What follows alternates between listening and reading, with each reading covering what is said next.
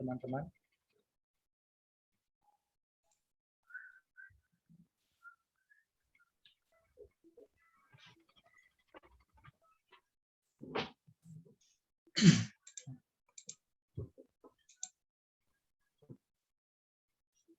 Sudah terdengar suara saya? Sudah. Siap, sudah. Udah, Pak. Udah.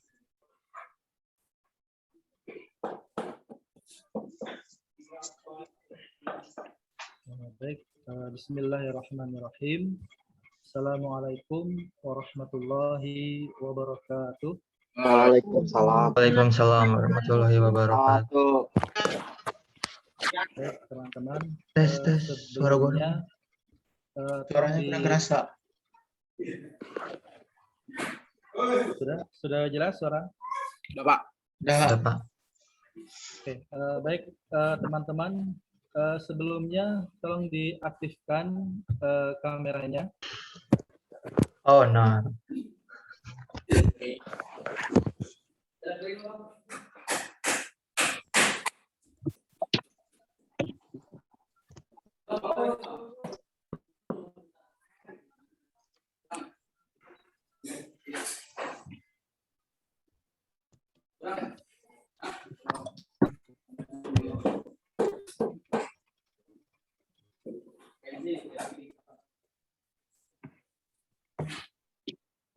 Baik, bismillahirrahmanirrahim. Assalamualaikum warahmatullahi wabarakatuh. Waalaikumsalam warahmatullahi wabarakatuh. Alhamdulillahilladzi hadana li hada wa ma kunna lanahtadiya asyhadu an la ilaha illallah wahdahu la syarika lah wa asyhadu anna Muhammadan abduhu wa rasuluh la nabiyya ba'dah. Alhamdulillahilladzi ja'ala qalam lil kitab wal kitabah lil qiraah wal qiraah lil ma'rifah wal ma'rifah lil ibadah wal ibadah lillah. Rabbi shrah li sadri wa yassir li amri wahlul 'uqdatam min lisani yafqahu qawli. Baik teman-teman sekalian, alhamdulillah kita bisa berkumpul atau kita bisa untuk belajar di mata pelajaran di mata kuliah pendidikan agama. Alhamdulillah saya diberikan kesempatan oleh kampus untuk mengajar di pendidikan agama Islam. Ya, sebelum itu ada pepatah mengatakan tak kenal maka tak ta'aruf. Ya. Baik. Nama saya Muhammad Mardiansyah. Ya, kalian bisa panggil Pak Mardian. Saya tinggal di Bekasi.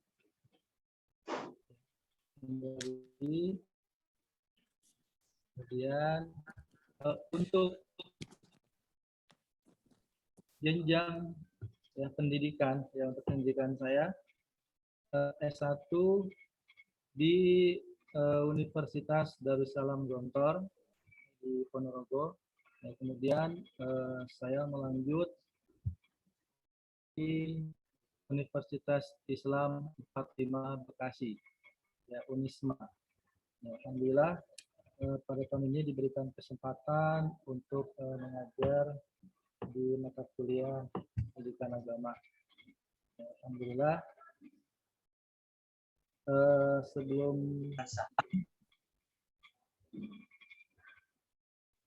kita mulai, kita akan membahas tentang ilmu pengetahuan teknologi ya, dan seni dalam Islam. Ya, siapa yang tahu apa itu ilmu? sebelum kita masuki ke pelajaran. Ilmun. Ilmun itu dari kata apa? Ada yang tahu? Lama. Saya, Pak. Ya. Dari kata alima ya'lamu ilman.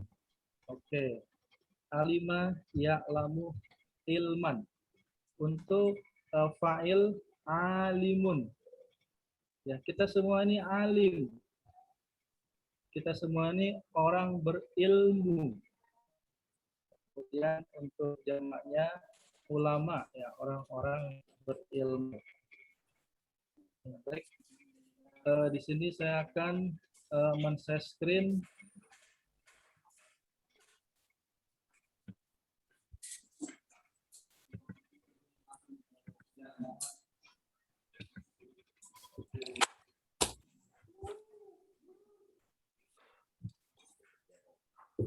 Sini sini. Sini sih. Magicomnya.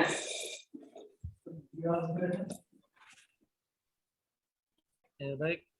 Sebelum itu kita akan mengetahui kompetensi mata kuliah yang akan saya berikan kepada teman-teman.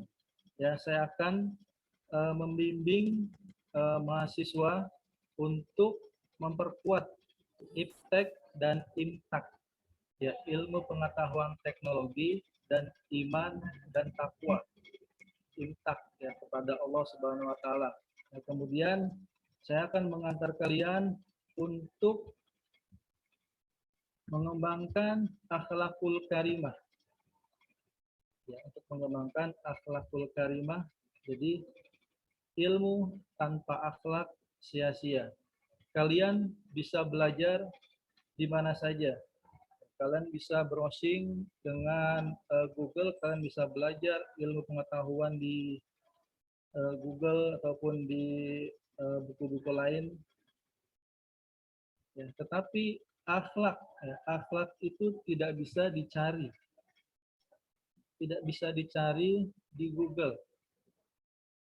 Kemudian saya akan membimbing kalian untuk mengembangkan penalaran yang baik, ya, kemudian berpikir kritis dan jadikan nilai-nilai Islam untuk kenali berbagai masalah aktual dan memecahkannya. Jadi saya akan membimbing kalian. Kemudian saya akan mengantarkan kalian untuk wawasan yang sangat luas. Dan kalian mengenali perubahan di masyarakat, mampu mengambil keputusan dan sikap serta bertanggung jawab sesuai dengan nilai. Setiap kalian adalah pemimpin, ya, kulukum ra'in wa kulukum mas'ulun an ra'iyatihi. Ya, setiap kalian adalah pemimpin, entah itu yang laki-laki perempuan. Kalian adalah pemimpin. Dan kalian juga akan bertanggung jawab atas kepemimpinan kalian. Dengan apa? Ya, dengan nilai-nilai Islam. Ya, menurut ajaran agama Islam. Ya. Kemudian saya akan membawa kalian untuk berkomunikasi dengan baik. Ya. Kemudian bersikap mandiri, toleran dalam mengembangkan kehidupan yang harmonis antar umat beragama, ya. Atasamu fiddin, ya, toleransi antar agama. Kemudian kalian mampu bersikap rasional dan dinamis dalam mengembangkan dan memanfaatkan imtek sesuai nilai-nilai Islam bagi kepentingan bangsa dan umat. Ya, ini adalah kompetensi mata kuliah di pendidikan agama.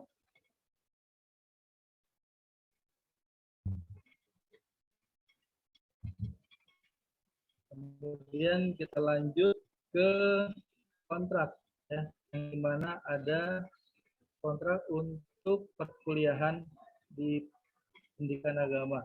Ya, untuk UAS ya, di sana ada 25%. Ya, kemudian ada UTS, tugas kelompok, kemudian tugas mandiri, kemudian ada keaktifan mahasiswa, hadir, sikap, dan untuk total keseluruhan adalah 100%. Ya, bisa dipahami teman-teman? Bisa, Pak. Oke. Untuk hari ini Ya, Pak. kita akan siap. Untuk hari ini kita akan melanjutkan pertemuan kita yang pertama. Ya, kita akan membahas apa saja nih ya, dari Imtek dan seni dalam Islam. Ya, ilmu, pengetahuan, teknologi, dan seni dalam Islam. Ya. Pertama, kita akan mempelajari konsep Imtek dan seni. Ya, apa saja konsepnya, kemudian yang kedua, kewajiban kita menuntut ilmu, kemudian pengembangan Imtek, kemudian keutamaan berilmu dan beriman. Ya. Ilmu, iman, amal, dan seni dalam Islam. Apabila semuanya tergabung, ya insya Allah dunia dan akhirat milik kalian. Amin. Amin. Ya. Oke. Kemudian seni dalam Islam, yang terakhir adalah tanggung jawab serta peran ilmuwan dan seniman. Ya, banyak ilmuwan ya itu ketika di Bani Abbasiyah, Bani Abbasiyah 2, ilmuwan seperti ilmu matematika ya, kemudian ilmu kedokteran itu sudah ada pada zaman Bani Umayyah dan Bani Abbasiyah. Oke. Sebelumnya kita akan lanjut ke materi yang pertama. Konsep Imtek dalam Islam. Tadi yang telah teman-teman sampaikan ya, ilmu itu adalah dari bahasa Arabnya alima ya'lamu ilman. Dan di awal juga saya sudah sampaikan Allah telah menjadikan pulpen. Allah telah menjadikan pulpen untuk kita menulis. Ya. Kemudian tulisan itu al-kitabah lil qiraah. Ya, kemudian tulisan itu kita baca. Ya. Wal qiraah lil ma'rifah. Ya. Kemudian bacaan itu jadilah sumber pengetahuan, ma'rifah, pengetahuan. Ya, kemudian dari ma'rifah lil ibadah. Jadikan pengetahuan kita ini untuk ibadah. Ma'rifah lil ibadah wal ibadah lillah.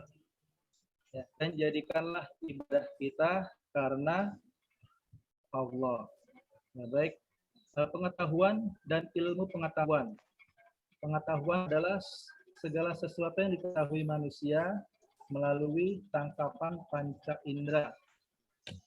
Ya, kemudian ilmu pengetahuan atau sains adalah pengetahuan yang sudah diklarifikasi, ya, kemudian sudah diinterpretasi sehingga menghasilkan pengetahuan yang objektif. Ya, di sana juga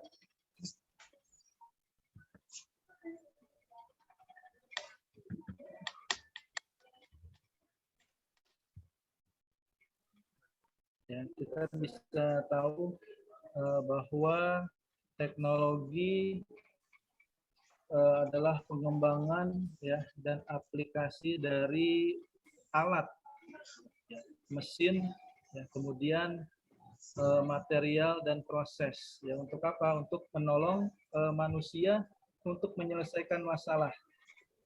Ya, benar atau benar nih? Ya, contoh Benar. kalian ingin mengerjakan tugas apapun, kalian bisa nyari di Google. Ya, kemudian kalian bisa nelpon. Sekarang udah serba instan, ada HP, laptop, teknologi sekarang memang luar biasa. Ya, teknologi itu dibuat atas dasar ilmu pengetahuan, ya, dengan tujuan untuk mempermudah pekerjaan manusia.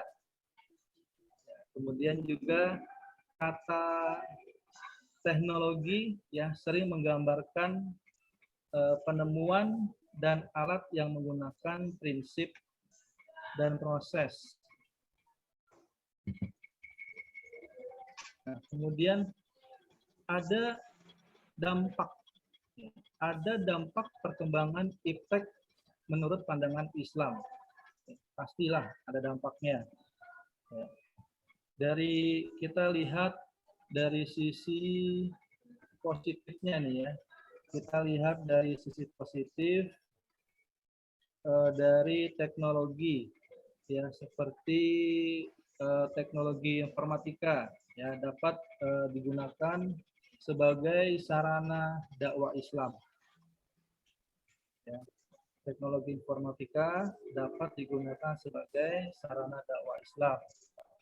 Ya, teknologi juga dapat mempermudah kita dalam membaca Al-Quran di mana saja. Kita bisa menginstal ya aplikasi Al-Quran di HP, di laptop. Ya, selain itu dapat memperoleh informasi. Ya, kalau kita informasi dari luar ya, keluarga dan lain-lain. Ya, kemudian memudahkan kita juga dalam berkomunikasi ya dan efektif dan serta efisien. Nah, itu dari sisi positif ya. Kemudian kita lihat dari sisi negatif. Kita lihat dari sisi negatif, contoh akan lupanya kewajiban kita untuk beribadah. Semoga kita tidak termaksud orang-orang yang fasik ya, yang rusak ya teman-teman. Kemudian negatif sering menunda dalam beribadah. Di HP kalian ada game. Ketika ada seruan azan, hayya 'alas shalah, harus tanggung. Ketika orang tua kalian, ayo sholat nak, sudah azan. Tanggung ini sebentar lagi. Ini jangan sampai ya, karena dapat membahayakan proses pertumbuhan kita ya, dan merusak jiwa pengguna teknologi. Ya, itu adalah dampak dari teknologi. Ya, kemudian kalau imtek, ya, imtek dalam pandangan Islam bagaimana Pak? Ya, imtek dalam pandangan Islam itu bisa kita artikan segala pengetahuan yang bersifat dapat menjelaskan ya, atau memberi kejelasan terhadap segala sesuatu ya, sebagai hamba ataupun khalifah Allah.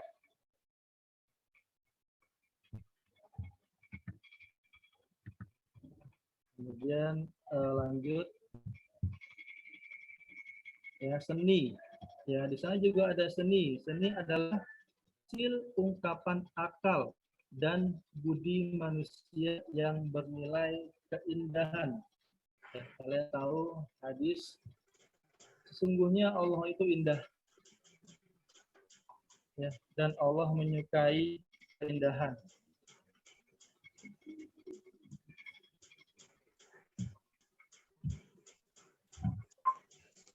Innallaha jamilun yuhibbul jamal.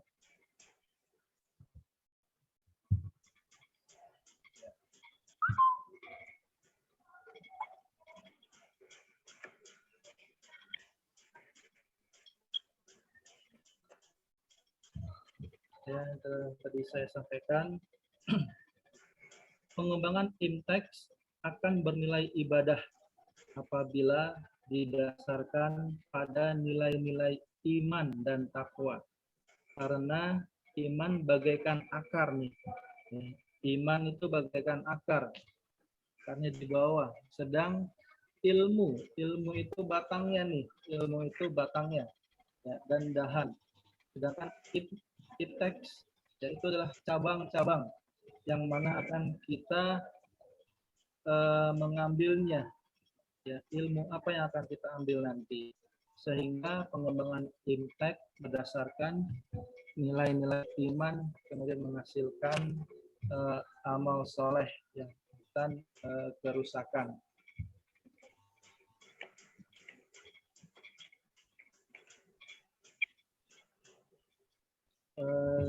Sampai di sini ada yang ingin ditanyakan?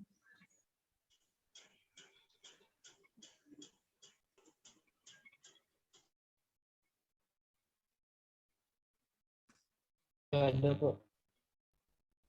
Atau saya yang nanya nih?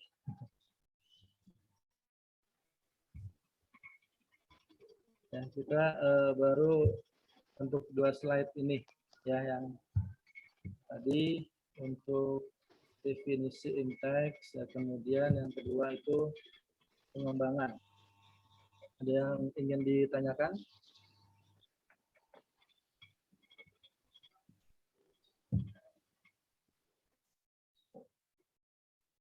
Bagaimana teman-teman?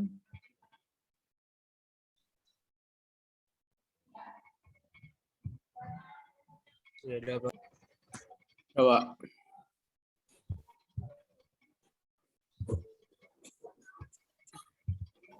Ya, ada? Belum, Pak. Belum. Ya, insya Allah sudah paham ya. Insya Allah, Pak.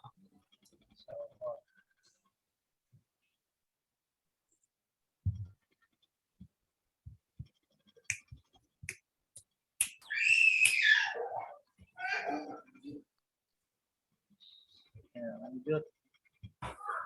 Untuk keutamaan, ya.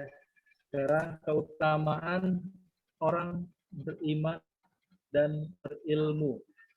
Ya, di kitab Ghazali, ya, orang yang berilmu, yang membimbing dan memanfaatkan ilmunya bagi orang lain bagaikan matahari yang menerangi dan minyak kasturi nan harum. Orang yang berilmu itu juga kita harus mengamalkannya.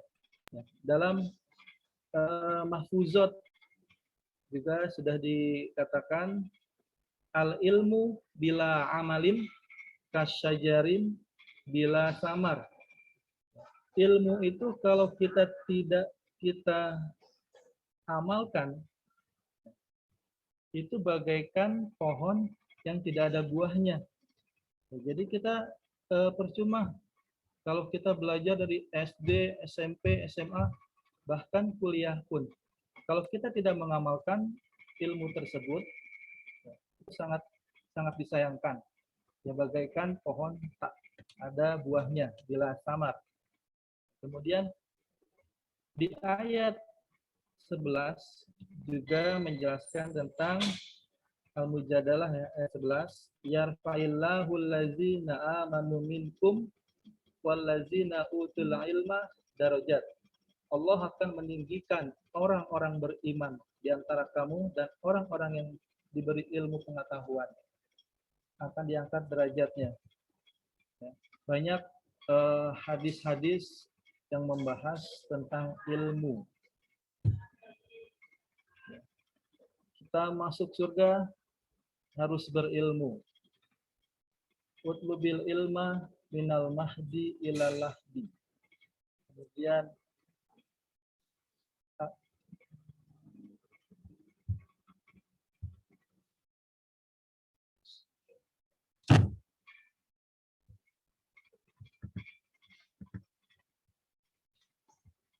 ada yang ingin bertanya?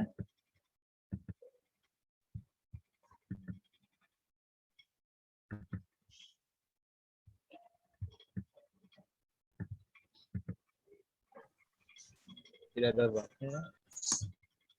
Beda. Ya. Kemudian contoh lagi dari keutamaan orang-orang yang berilmu, ya. Dari surat Al-Baqarah ayat 269, ya. Itu kurang lebih artinya, barang siapa yang mendapat ilmu pengetahuan orang beriman, ia telah mendapat banyak kebajikan. Ya, kemudian barang siapa yang meninggalkan rumah untuk mendapatkan ilmu pengetahuan, maka ia dalam jalan Allah sampai ia kembali. Man kharaja fi talabil ilmi fi sabilillahi hatta yarji'a. Kemudian ada lagi hadis yang barang siapa yang berpergian untuk mendapatkan ilmu pengetahuan, ya maka dia akan dimudahkan jalannya menuju ke surga.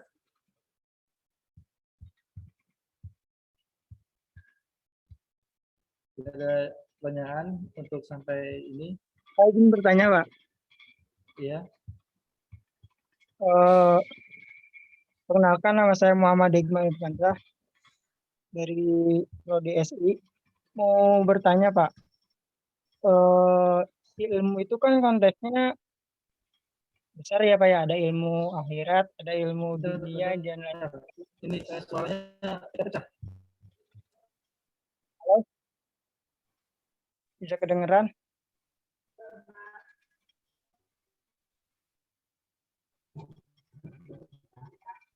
Bisa kedengeran, Pak? Bisa.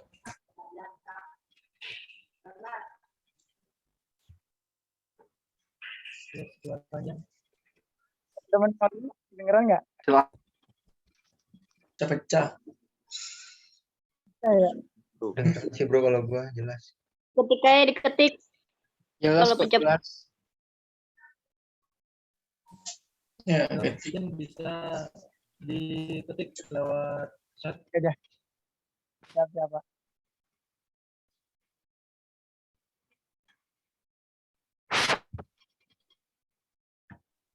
Lanjut aja Pak, sambil saya ketik, lanjut aja. Apa?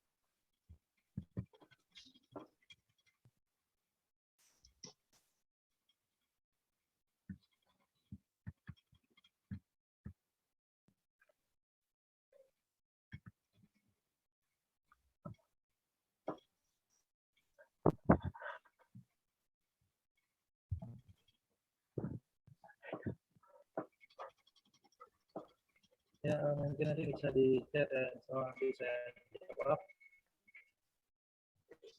Ya, mungkin kalau ingin bertanya ya sebutkan nama ya dari jurusan apa ya.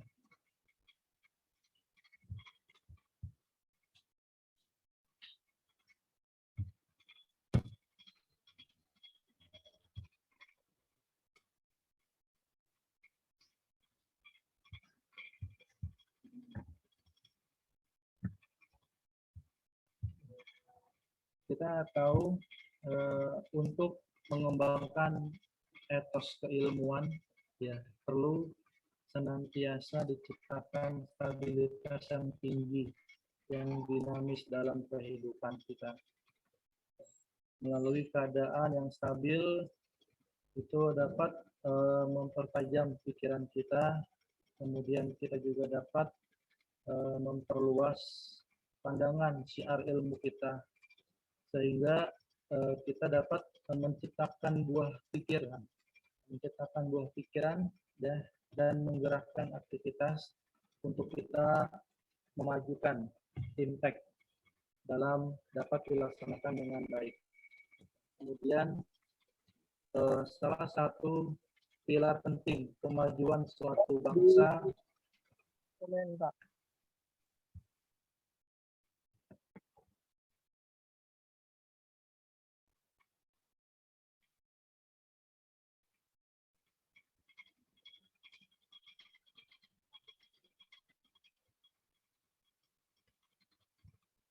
Oke, bismillah, insya Allah saya jawab.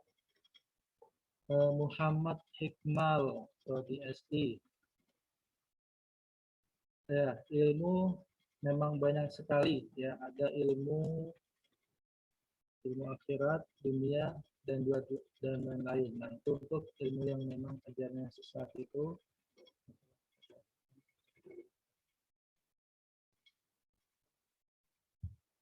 Nah, baik, bismillah. Ya. Memang kita ini semua berilmu.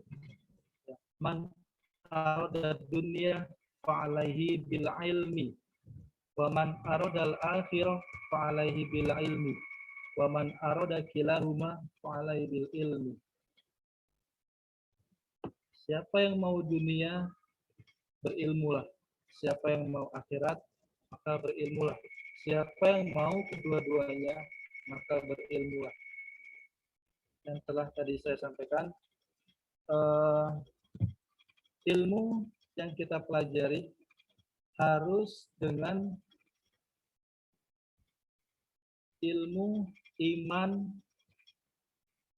dan takwa kita kepada Allah. Kita harus tahu nih ilmu apa saja yang baik kita sampaikan, dan kita harus tahu ilmu apa saja yang buruk yang tidak kita sampaikan. Jadi untuk ajaran sesat yaitu tidak diperbolehkan ataupun diturunkan, diajarkan kembali. Mungkin itu jawabannya.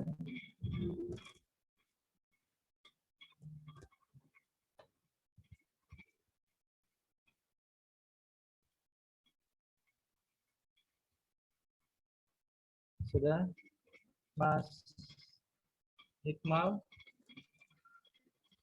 Ya, Pak. Sudah jelas jawabannya? Oh, sudah, tapi maksudnya gini loh, Pak. Bukan di dunia ya, maksudnya di Indonesia ini kan banyak banget mengenai mistis-mistis. Padahal mereka itu adalah, mohon maaf, maksudnya punya agama masing-masing. Contohnya agama Islam lah gitu ya kan, agama Islam yang memang notabene agama Islam itu mengajarkan hal-hal yang baik. Kenapa mereka itu keluar dari ajaran-ajaran itu sih. Berarti kan mereka iman dan takwa dari kata Bapak tadi memang seperti itu apa gimana itu?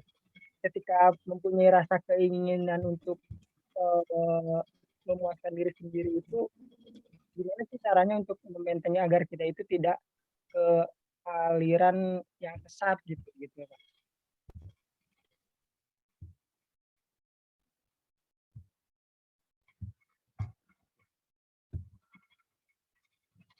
Oke. Kita kembali ke integrasi ilmu. Ya, ilmu apa yang dia dapat ya. Kita harus mengetahui ya, integrasi ilmu, iman dia, ya, kemudian teknologi ya, dan seni dia. Ya, dengan pemahaman atas ilmu, kesadaran atas ya, atas kemahaesaan Allah, semakin mempertebal iman kita.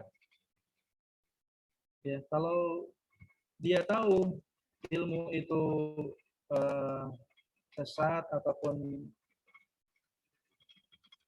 tidak baik bagi kita, jangan kita lakukan. Ya, karena dengan menuntut ilmu ya berarti manusia memanfaatkan semua anugerah, fasilitas akal dan alam semesta. Ya, kemudian memikirkan perihal pembentukan, susunan dan evolusi alam semesta nih. Ya. Kemudian cara mengenal kekuasaan Allah yang pada gilirannya akan memperkuat akidah. Ya, kita lihat dari akidahnya dulu. Karena akidah itu adalah fondasi, ya imanuddin, ya fondasi agama, akidah. Ya, jadi kalau misalkan ada ilmu-ilmu yang aliran sesat, jangan kita amalkan. Ya, harus kita hindari.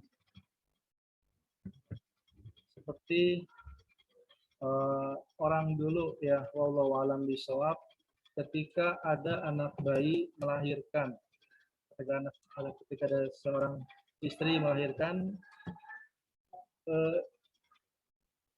dari orang tua mewariskan ilmu.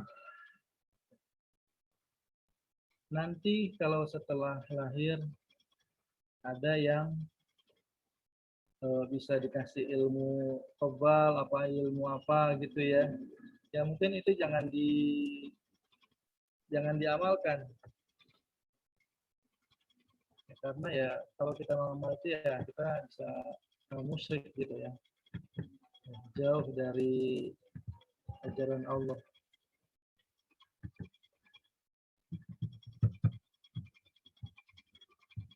Mungkin itu masih mau.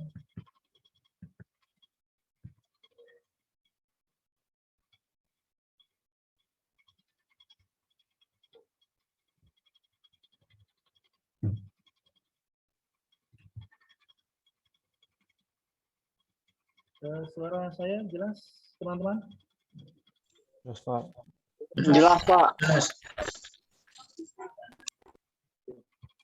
Ya, jadi itu ya, Mas Iqbal. Siapa? Oke, setelah itu kita akan, setelah iptek, kita seni dalam Islam. Kita menggabungkan, kita mengintegrasikan ilmu, iman, amal, dan seni. Rasa seni adalah perasaan keindahan yang ada pada setiap manusia normal yang dibawa sejak lahir. Dan kemudian rasa seni juga merupakan hal mendasar yang menuntut penyaluran dan pengawasan dalam melahirkannya atau menikmatinya. Seni budaya Islam, keahlian mengekspresikan ide dan pemikiran estetika dalam menciptakan benda. Nah, di sini ada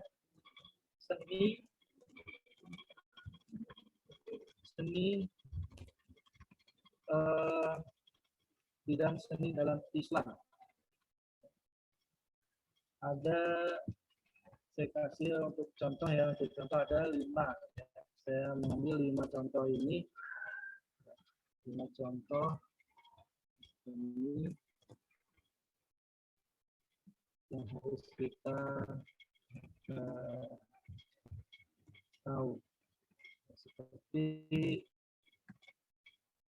seni menulis kaligrafi. Ya, itu seni yang dibolehkan dalam Islam. Ya, kaligrafi yang mungkin kalian tahu ya, kalau bahasa Arabnya ya khot lah ya. Kaligrafi. Kemudian ada seni membaca Al-Quran.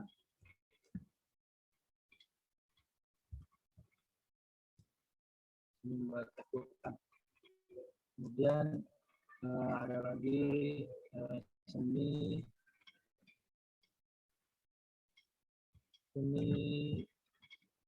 bela diri. Ya, itu yang diperbolehkan. Ya, seperti yang kedua, seni membaca Quran, sebagaimana Nabi Muhammad, beliau melakukan surat Al-Fathu ya ketika di perang, ketika Fathul Makkah. Beliau melakukan surat Al-Fath ketika Fathul Makkah, atau sahabat Abu Musa Al-Ansari. Ya, dia berkata, kemudian Rasul bersabda sallallahu alaihi wasallam, hiasilah Al-Quran dengan suaramu. Ya, dalam artian kita sebagai umat manusia agar mempelajari Al-Quran, mempelajari ilmu tajwidnya, ya, mempelajari qiraahnya. Mungkin sekarang banyak metode-metode seperti metode kiroati ya, kemudian metode umi, karena kita sudah tahu nih ya, ketika Nabi Muhammad melakukan surat Al-Fatihah ya, ketika Fathul Makkah, ya, dia sila Al-Quran dengan suaramu. Jadi kita harus membaca Al-Quran. Ya. Alangkah baiknya kita juga mengetahui arti makna dalam Al-Quran tersebut. Kita bisa belajar.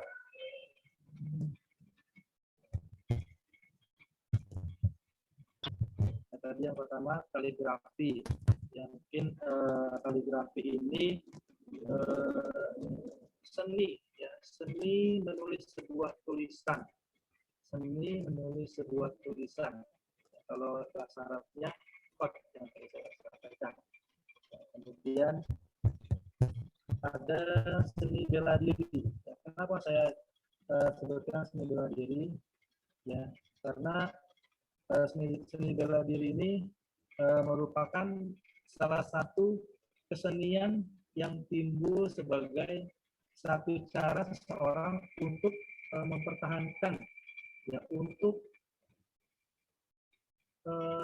membela dirinya, ya, selama bela diri berasaskan ketauhidan, ya, ini yang perlu digarisbawahi. Ya, seni bela diri boleh, ya, selama bela diri tersebut berasaskan tauhid, ya, kemudian tidak syirik, maka Islam membolehkan itu. Bahkan Allah menyukai mukmin yang kuat daripada mukmin yang lemah. Al-aqlus salim fil jismi salim. Akal yang sehat terdapat tubuh yang kuat. Ya. Ini untuk yang ketiga, seni bela diri. Kemudian ada lagi seni arsitektur, ya. Seni arsitektur, ya, sebagai ilmu dalam merancang bangunan.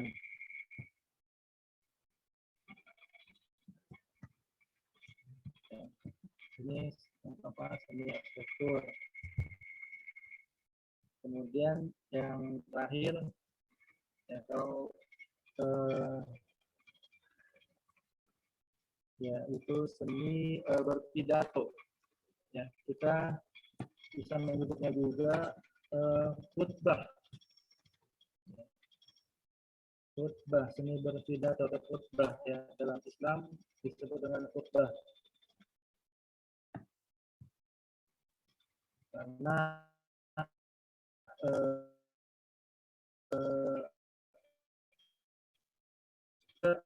ini juga orang bisa mendengar dan apa yang disampaikan juga mudah diserap oleh pendengar. Ya, ini adalah 5 seni yang diperbolehkan. Ya, jadi kesenian Islam itu terbagi menjadi 2. Ya, yang pertama seni yang dibolehkan yang tadi saya sampaikan, doa, kaligrafi, bela diri, kemudian seni arsitektur, kemudian seni arsitektur. Kemudian seni yang dilarang dalam Islam. Seni yang dilarang dalam Islam. Ya, yang pertama ini masih istilah ulama. Ya, jadi banyak para ulama yang berpendapat, ya, itu adalah seni rupa. Ya, seni rupa yang mungkin kalian pernah tahu, ketika kita menggambar manusia, itu ada yang menggambar matanya, ya, kemudian menggambar mulut dan lain-lain, ya. selagi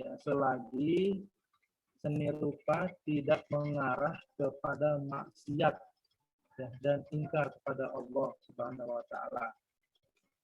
Ya, ini para ulama berpendapat bahwasanya seni rupa yang dilarang adalah yang menggambarkan makhluk hidup atau manusia. Jadi ikhtilaf ya, masih ulama berpendapat ada yang bolehkan, ada yang tidak boleh. Kemudian seni yang dilarang dalam Islam yang kedua, kita bisa lihat menyanyi. Jadi juga ikhtilaf. Semua ulama berpendapat mengenai hukum menyanyi, al-ghina, at-taghni, ya, ghina bahasa Arabnya. Sebagian mengharamkan nyanyian dan sebagian lainnya menghalalkan. Ya, masing-masing ini mempunyai dalil sendiri-sendiri. Ya, jadi belum mutlak. Nah, ini kemudian musik. Ya, musik juga ini termaksud yang tidak diperbolehkan. Nah, ini juga masih ikhtilaful ulama, masih ikhtilaf. Ya. Kemudian ada lagi seni menari. Ya, karena tari itu kan gerakan tubuh secara berirama ya, yang dilakukan di tempat dan waktu tertentu. Ya, selagi tarian tersebut tidak membuka aurat ya, dan tidak mengundang nafsu ya, maka Islam melarang ya, tarian tersebut. Apalagi tarian yang ditunjuk untuk memuja sesuatu yang bersifat ritual syirik ya. Tarian-tarian yang bersifat syirik ya, ini adalah yang tidak diperbolehkan dalam seni.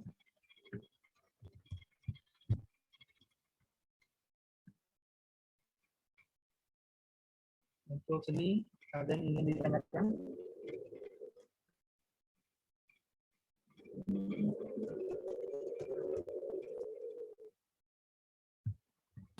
Cukup, Pak.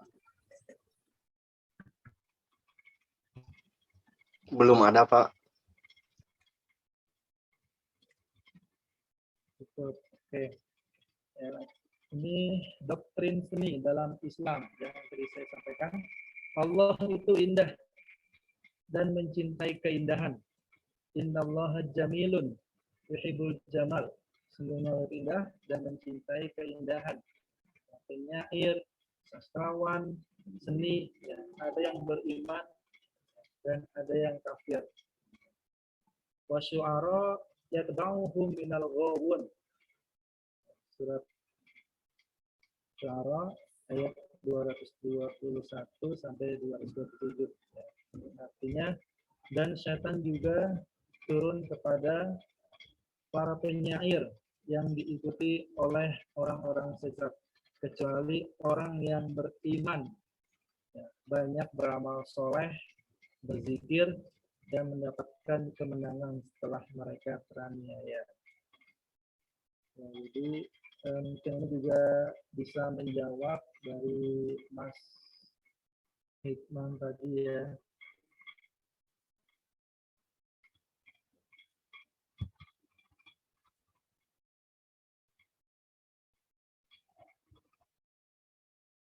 Seniman muslim ya, sebelum masuk ke seniman muslim ada Islam dan ada seni. Ada Islam dan ada seni. Agama Islam tidak memberikan atau tidak menggariskan teori dan ajaran yang rinci tentang seni dengan bentuk-bentuknya. Ya, yang perlu kita ketahui bahwasanya agama Islam tidak memberikan ya, atau tidak menggariskan teori dan ajaran yang rinci tentang seni dengan bentuk-bentuknya. Ya. Sehingga belum memiliki batas tentang seni Islam. Seperti yang di surat An-Nasr.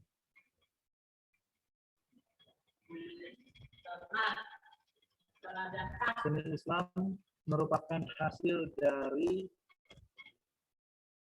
keesaan pada bidang keanekaragaman yang merefleksikan kepada Tuhan yang Maha Esa. Atau makhluk sebagaimana yang firman Allah di surat An-Nasr tadi.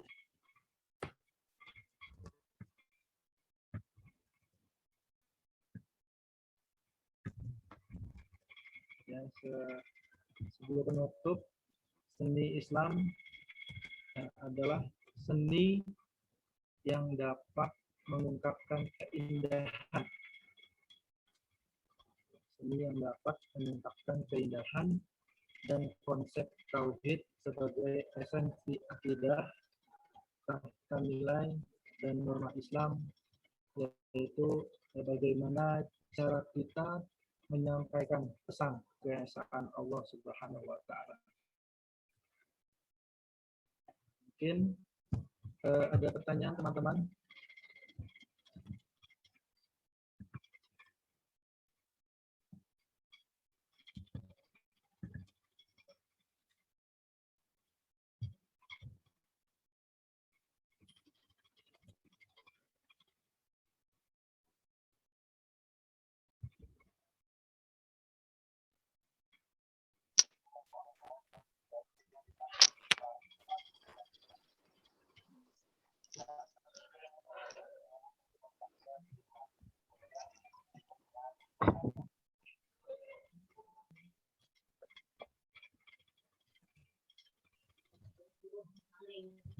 Halo, Assalamualaikum warahmatullahi wabarakatuh, Pak.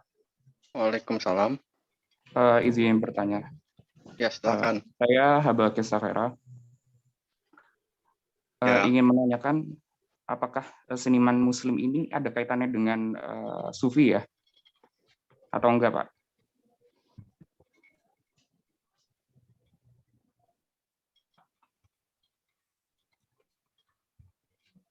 Bisa diulang kembali? Saya cek suaranya.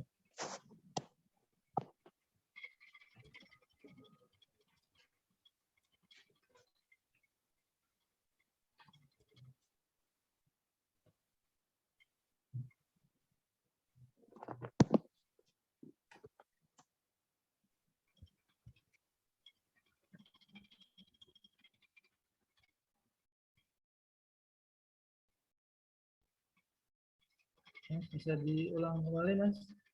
Suaranya tadi kurang terdengar. Oke, baik.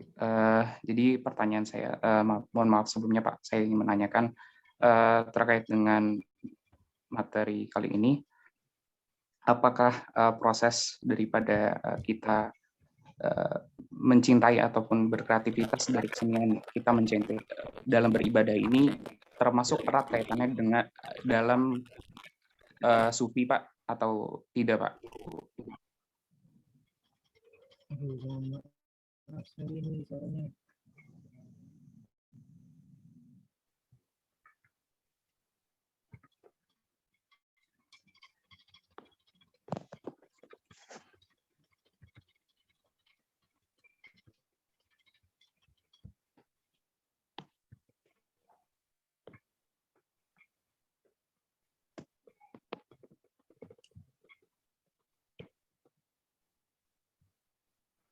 Ini bisa di kolom chat ya.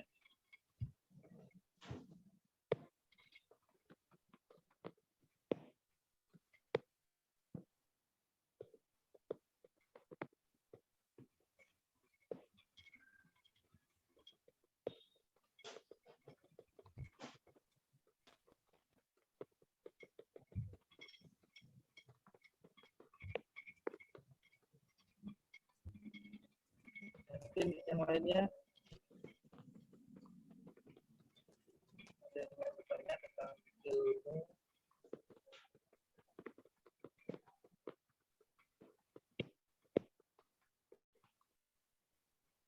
Ya, sekarang saya ingin bertanya, untuk materi saya ini sulit atau bagaimana? Insya Allah bisa kami pahami, Pak. Mudah dicerna, Pak. Alhamdulillah.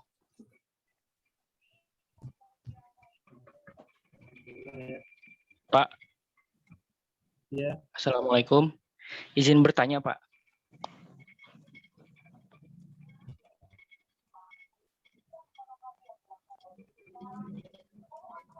Halo,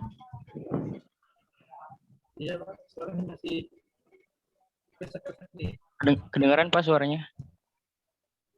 Ya, Ya, izin bertanya, Pak.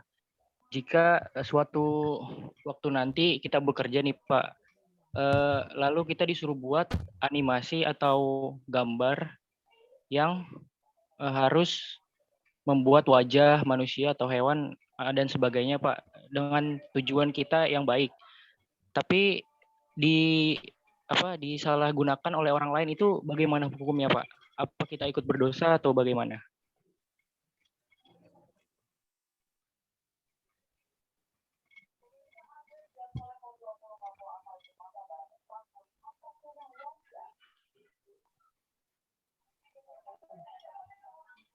oke.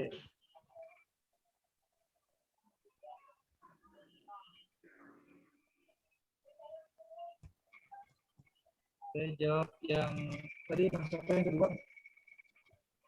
Saya, Pak, Maulana Yusuf.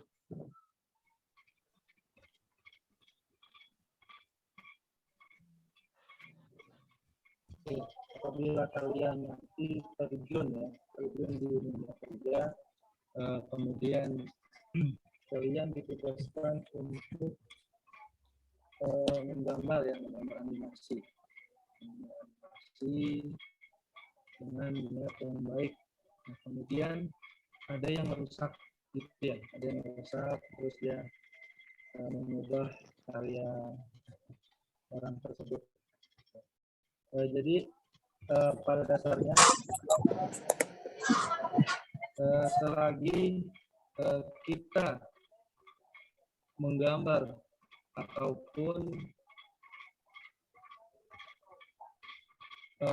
berkreasi ya seni kita dengan nilai-nilai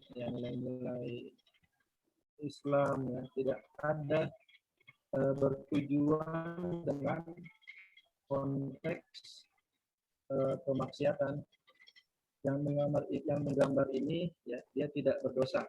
Ya, yang berdosa yang telah menggantikan gambar tersebut. Menggantikan gambar tersebut.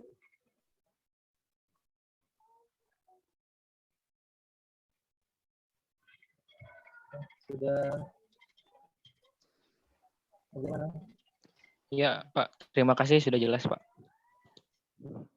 Ini dari Ahmad Hidayat, raise hand. Oh ya, Assalamualaikum warahmatullahi wabarakatuh, Pak. Ya.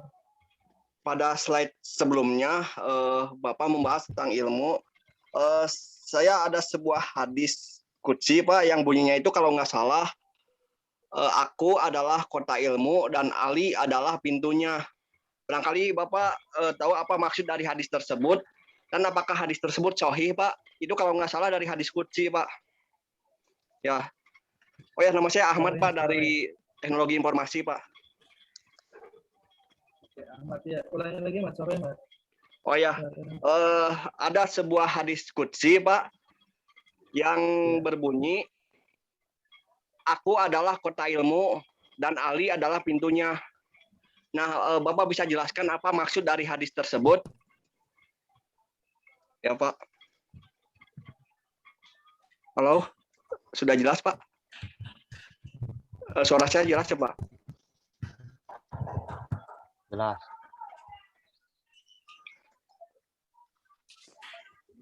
Saya ulangi lagi, Pak. Oh, jadi gini ya, Pak, ya. Ada sebuah hadis qudsi yang berbunyi. Ya, Pak? Oh, saya ulangi lagi ya, Pak. Jadi gini Pak, ada sebuah hadis qudsi yang berbunyi, aku adalah kota ilmu dan Ali adalah pintunya. Bisa Bapak tolong jelaskan apa maksud dari hadis tersebut? Aku adalah kota ilmu dan Ali adalah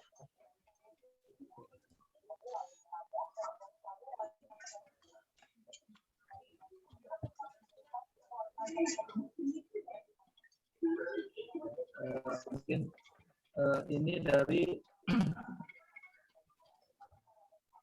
ini ada tambahan tadi.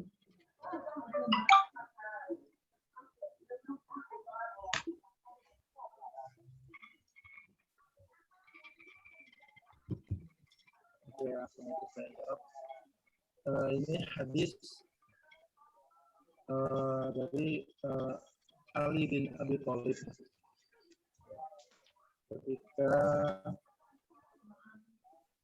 dia memiliki kedudukan khusus,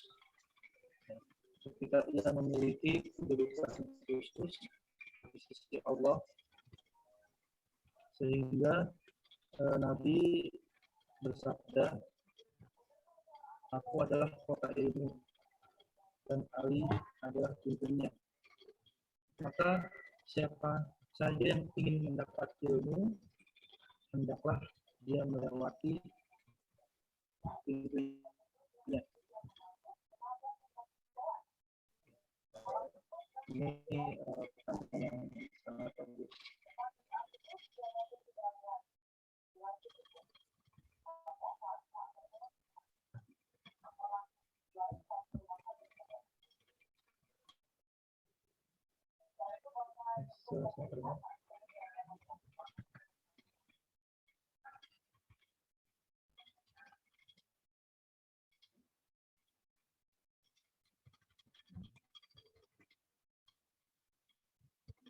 Suara terdengar?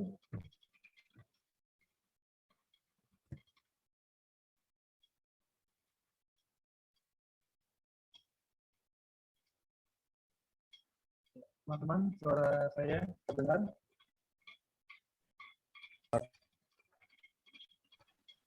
Kurang ada. Putus suaranya Pak, kurang kedengeran. Kurang jelas Pak suaranya Pak, maaf Pak. Kurang jelas, Jelas maaf. Pak suaranya. Jelas, Pak. Oke, tes sudah terdengar suara saya? Putus-putus, Pak. Suaranya putus-putus, Pak.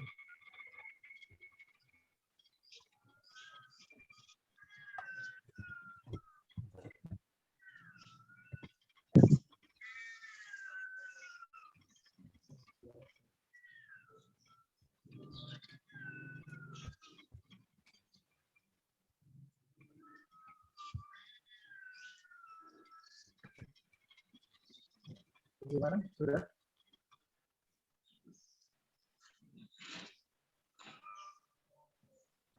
Sudah, Pak. Ya, baik. Tadi pertanyaan Mas Ahmad ya, yaitu di Al-Kisah ya Rasulullah SAW bersabda, aku adalah pintu ilmu dan Ali adalah pintunya. Yang dimaksud ini adalah pintu ilmu itu sangat luas. Dia bisa menjadikan bekal kita di dunia akhirat. Yang pernah dikatakan Ali tadi, kunci ilmu dimiliki oleh sahabat Ali. Hati mana yang tak penasaran mendengar sabda Rasul tersebut? Jika Ali sebagai kunci ilmu, maka ketika kita beri pertanyaan, yang mana yang tentu jawaban yang sama? Kemudian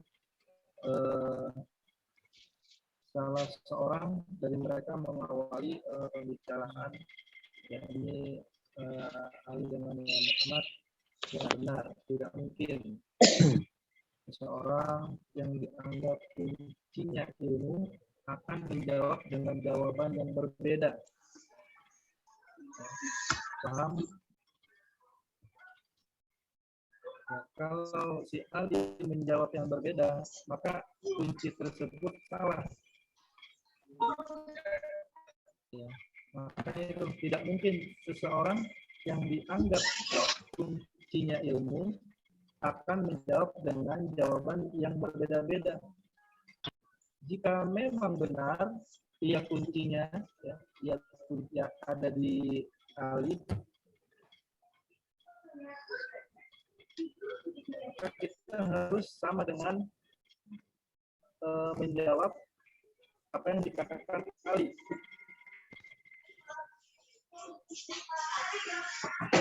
Itu Mas Ahmad. Maksud dari hadis yang aku adalah kuncinya ilmu dan Ali adalah kuncinya.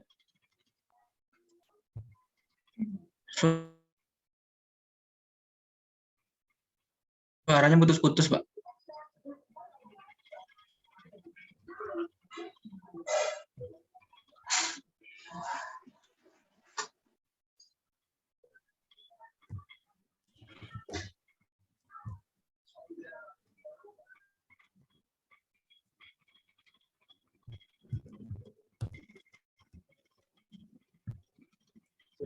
Sudah jelas, Saudara?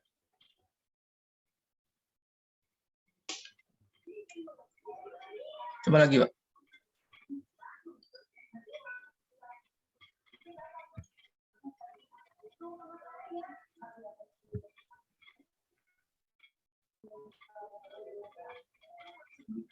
Sudah?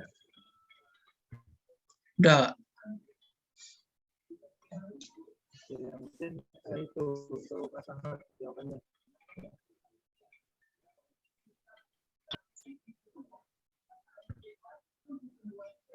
Tapi ilmu itu menerangkan hati, sedangkan harta itu mengeraskan hati. Ilmu jika dibiarkan tidak apa-apa, namun harta jika dibiarkan akan rusak. Ilmu ketika hari kiamat akan menolong, namun harta akan menjadi penyebab lamanya hisab di hari kiamat. Itu yang dikatakan oleh Ali. Ilmu itu sangat menerangkan hati, sedangkan harta memeraskan hati. Ilmu jika dibiarkan tidak apa-apa, namun harta jika dibiarkan akan rusak. Ilmu di akhirat akan menolong kita nanti, namun harta akan menjadi penyebab lamanya hisab di hari kiamat.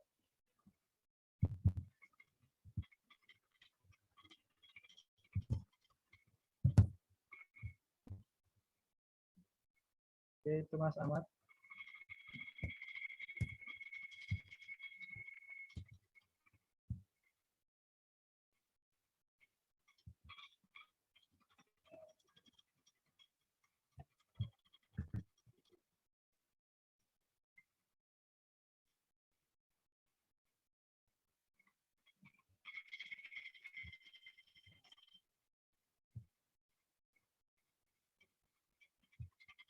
Ya, sudah Mas Ahmad, sudah jelas tadi penjelasannya. Oh, sudah jelas Pak. Terima kasih banyak Pak. Assalamualaikum warahmatullahi wabarakatuh Pak.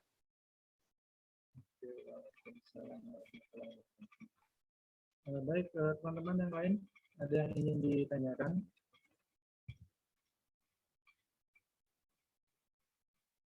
Belum ada, Pak. Saya, Pak. Ya, dengan Mas siapa? Ibrahim, Pak. Tapi di luar, ada Pak? Di luar pelajaran ini boleh, Pak? Ya, insya Allah. Itu, Pak, apa namanya itu? Yang namanya Wahabi itu apa tuh, Pak? Wahabi itu, Pak. Benar. Iya. Yang Ustaz Yazid. Yazid. Mungkin saya bisa bantu jawab, Pak.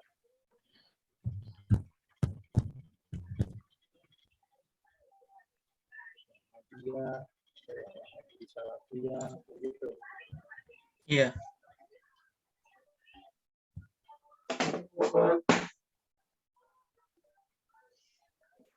Mungkin itu adalah satu aliran dalam Islam. Makanya Islam itu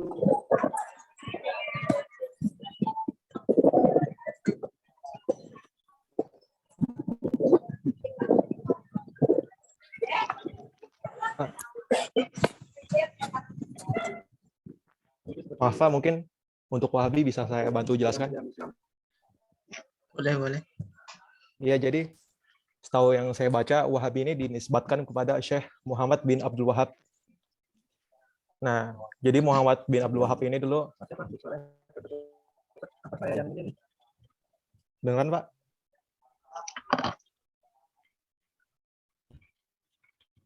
Dengeran, Pak?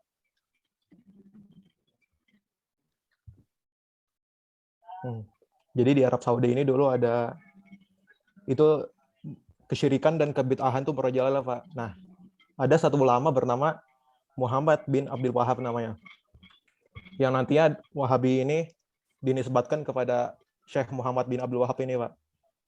Nah, karena Muhammad bin Abdul Wahab ini Masya Allah dakwahnya kemana kemari gitu. Sehingga orang-orang yang nggak suka dengan dakwah Syekh ini memanggilnya dengan Wahabi. Dan akhirnya ujung-ujungnya Wahabi ini tuh, istilah Wahabi ini terdengar sampai ke Eropa. Jadi kalau orang Eropa mendengar istilah Wahabi, mereka ketakutan dan kebangkitan Islam gitu, Pak. Gitu.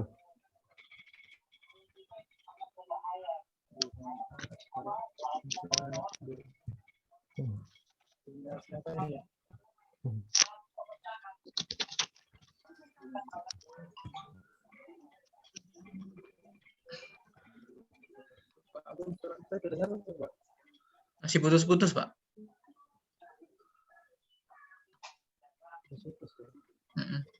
Coba agak jauh dikit, Pak, dari handphone-nya.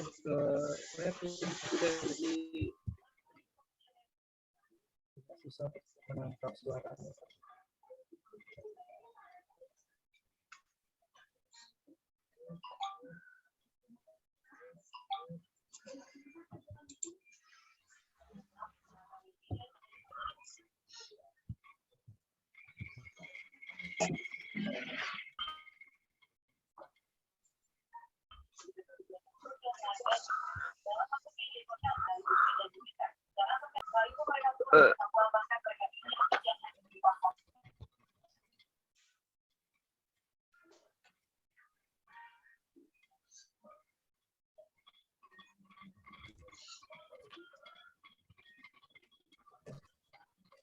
Tadi yang bertanya Mas Heron, mungkin nanti akan saya jawab lewat via chat saja.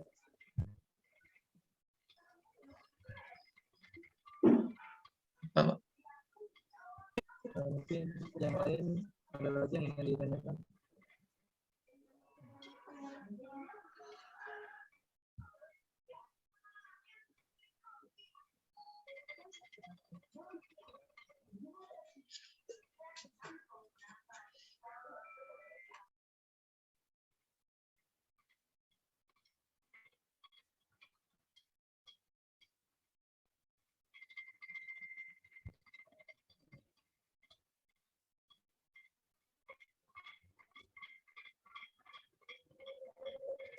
Ada lagi teman-teman yang ingin ditanyakan?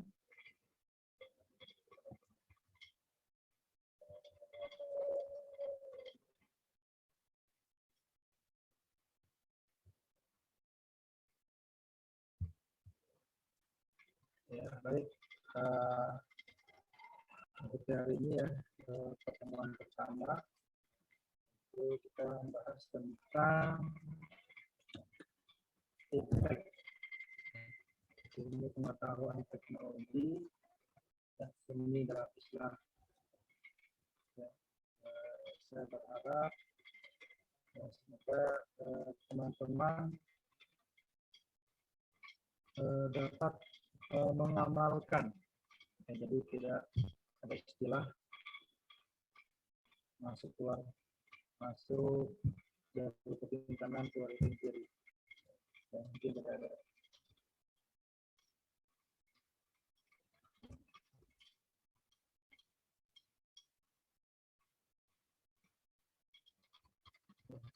Sudah terdengar?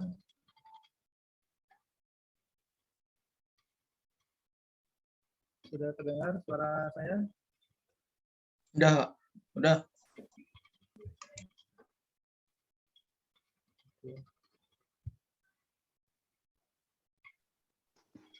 Jelas Pak, sudah Pak, jelas.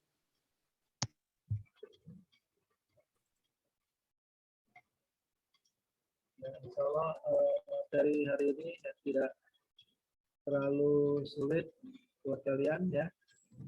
Mungkin kalian bisa menyerap unzur maqalla wala tanzur man qalla. Ada yang tahu artinya? Saya Pak. Iya, apa? Lihatlah perkataannya, jangan lihat orang yang mengatakannya. Iya. Jadi kerjakanlah, seraplah ilmunya orang yang mengatakan, seraplah ilmunya ya. Kemudian praktekkanlah, amalkanlah. Tapi kalian jangan melihat orangnya. Jika kalian mendengarkan ceramah, serap ilmunya, praktekkan, kerjakan. Ya insya Allah dengan ilmu dunia dan akhirat milik kita semuanya. Dengan ilmu kita juga bisa mengangkat derajat orang tua kita. Dengan ilmu juga kita dapat membangun keluarga kita nanti. Ketika kalian sudah menikah, laki-laki, manfaatkan ilmu yang kalian dapat selama ini.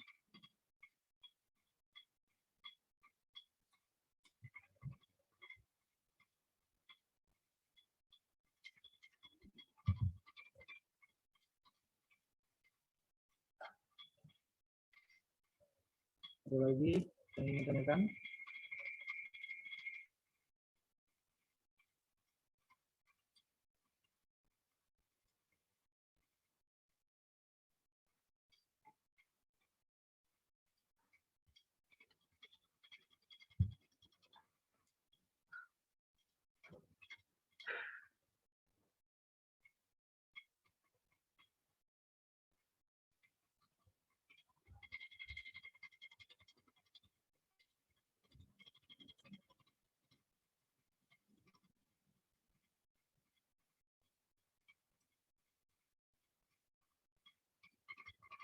Bagaimana teman-teman?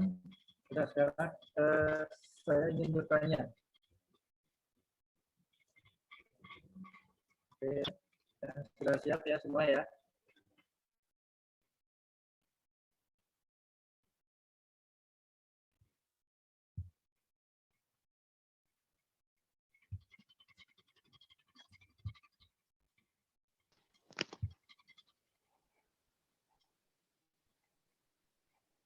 Oke.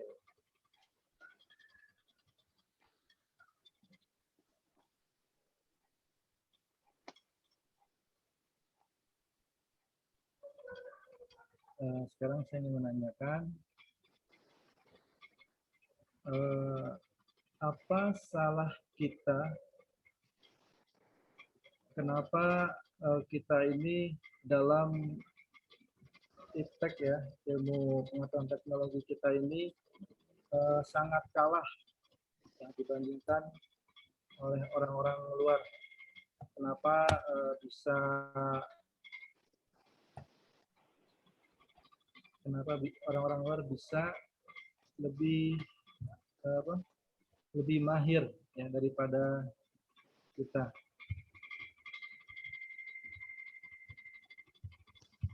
Ada yang bisa menjawab?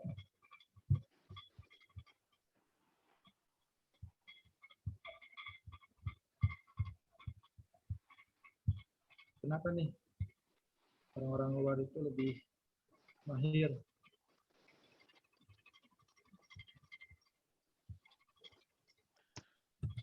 Assalamualaikum warahmatullahi wabarakatuh. Ya, Waalaikumsalam. Saya Ahmad Hidayat Pak dari Teknologi Informasi. Iya. Saya mencoba menjawab ya Pak ya. Sebenarnya orang Indonesia juga banyak yang cerdas, pinter, bahkan lebih unggul Pak, superior daripada orang-orang luar negeri Pak. Tapi kebanyakan yang saya tahu itu pertama kita kalah di birokrasi ya Pak. Di birokrasinya itu kepanjangan birokrasinya gitu Pak dalam urusan birokrasi. Kedua itu karena birokrasinya panjang dan ujung-ujungnya duit gitu ya Pak ya. Jadi orang Indonesia yang hebat-hebat itu lebih memilih untuk bekerja di luar negeri daripada mengembangkan ilmunya di Indonesia gitu Pak. Jadi ya itu yang saya tahu dan saya amati gitu Pak. Seperti Pak Habibie kan Pak contohnya. Pak Habibie lebih betah berada di Jerman gitu Pak daripada mengembangkan ilmunya di Indonesia gitu Pak, almarhum Pak Habibie. Demikian Pak dari saya. Maaf kalau ada salah kata ya Pak ya. Assalamualaikum warahmatullahi wabarakatuh. Luar biasa Mas Ahmad. Saya boleh jawab juga Pak? Oke, siap. Siapa? Ya, nama saya Haidi Angkawijana dari Prodi Informatika. Pertama saya setuju dari saudara Ahmad Hidayat. Nah, tapi kalau saya membicarakan dari sudut pandang agama, karena memang ada hadis dunia janatul kafir wa sijinul mu'min. Dunia itu surganya orang kafir dan penjaranya orang mukmin. Itu yang pertama. Nah, dan juga saya rasa orang Indonesia ini, orang-orang muslimah itu kurang bertakwa, Pak. Karena kalau orang bertakwa itu otomatis pasti negeri itu diberkahi, Pak. Seperti yang ada di surat Al-A'raf, walau ana ahlul qura amanu wa taqaw la fatahna 'alaihim barakatim minas sama, Pak. Buktinya di zaman dulu seperti di dinasti Abbasiyah dan Umayyah, itu teknologi itu berkembang pesat Pak di dunia Islam. Sedangkan di Eropa itu malah ngambil ilmu dari orang Islam, Pak. Gitu, Pak. Dari sudut pandang agama. Terima kasih Mas Haidi. Ya, jadi ini sebenarnya banyak ilmuwan-ilmuwan kita di Indonesia ini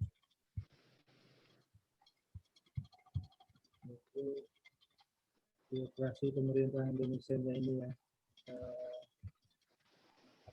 kurang. Oke, bagus. Dua orang dan Haidi. Kemudian pertanyaan yang selanjutnya nih.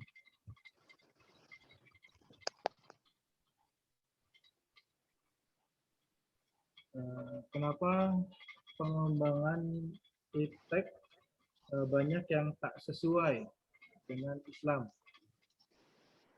Seperti narkoba ataupun kita donor ginjal ya dan lain-lain itu gimana?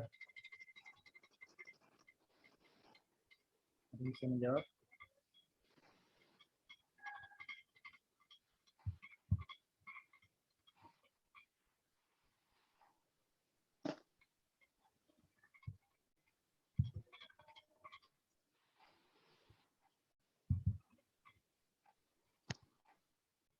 Ada yang bisa menjawab? Tidak terlalu susah soalnya.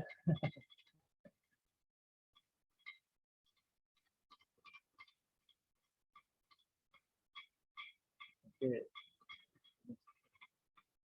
Kenapa ilmuwan cenderung Muslim? Apa hubungan antara penemuan dengan mencari kebenaran? Ilmuwan cenderung Muslim kenapa? Dan apa hubungan antara penemuan dengan mencari kebenaran.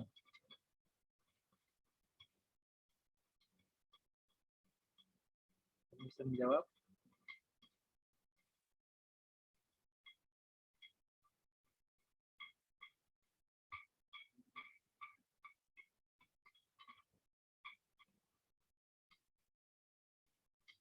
Tadi juga sudah dibahas oleh Mas Haidi ya.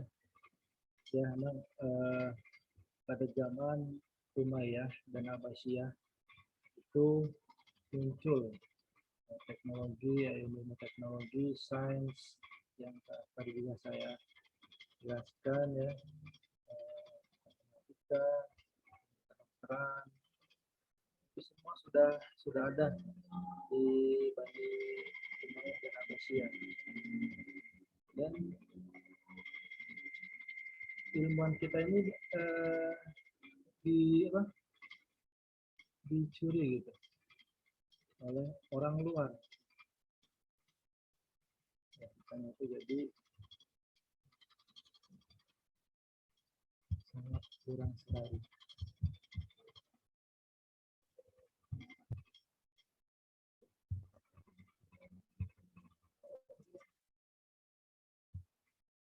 Oke, teman-teman, ada lagi? Baik, alhamdulillah untuk pertemuan pertama ini kita akhiri ya. Berjalan kurang lebih 1,5 jam. Materi ya insya Allah tidak sulit, juga dapat ya, agar kalian bisa menyerap ilmunya, mempraktekkan dan mengamalkannya. Sebelum saya tutup, ada satu orang pertanyaan ataupun lainnya?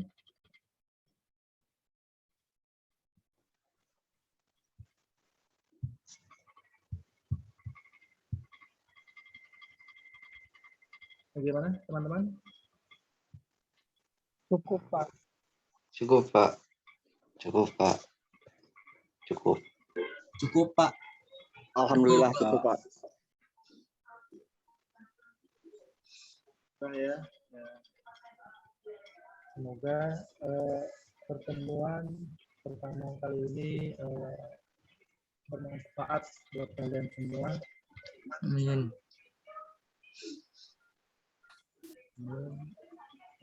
Sebelum saya akhiri, marilah kita baca alhamdulillah. Alhamdulillah. Rabbil alamin. Per 3 kali.